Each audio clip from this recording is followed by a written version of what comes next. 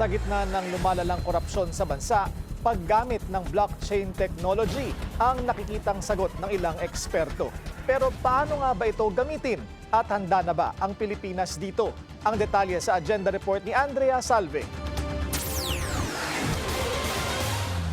Itinutulak ngayon ng tech experts at advocates ang paggamit ng blockchain technology laban sa korupsyon. Ang blockchain ay isang decentralized ledger at may kakayahang pagsamasamahin sa iisang digital platform ang lahat ng mga ahensya ng pamahalaan. Dito makikita ang daloy ng mga transaksyon ng bawat ahensya. Aspetong magbubukas dito sa public scrutiny dahil kahit mga pribadong individual, maaaring maging user ng nasabing platform. Ang users ang magsisilbing validators ng mga transaksyon. The most important thing is blockchain is the validator. Validator can be public or private. Security is the most important consideration for building the blockchain. Yeah.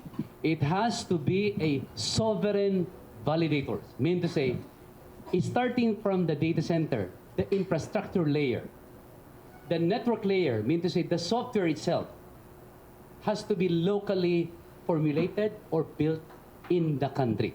Hindi raw kailangan ang 100% digitalization ng government transactions para paganahin ito. Sa blockchain kasi, magsisilbi lang na end users ang government agencies. Noong nakaraang buwan, lumagda ng kasunduan ng DPWH at Blockchain Council of the Philippines sa paglunsad nila ng integrity chain. Sige kami muna. And then let's try to use the foreign assisted kasi klaro yung mga papeles lahat nun. We hope that after this POC, right, we can now replicate this across all.